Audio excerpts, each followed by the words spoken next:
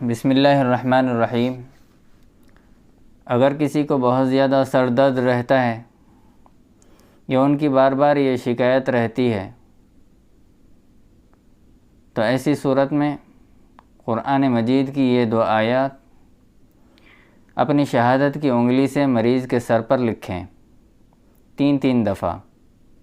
پہلی آیت ہے لا یصدعون عنہا ولا ینزفون، اور دوسری آیت ہے وبالحق انزلناہ وبالحق نزل وما ارسلناک الا مبشرا ونذیرا۔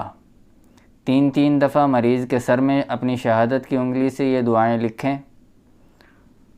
میرے تجربے میں یہ آیا ہے کہ لکھتے ہی فوراً سر درد کم ہو جاتا ہے یا چند منٹوں کے اندر سر میں درد کی شکایت جاتی رہتی ہے۔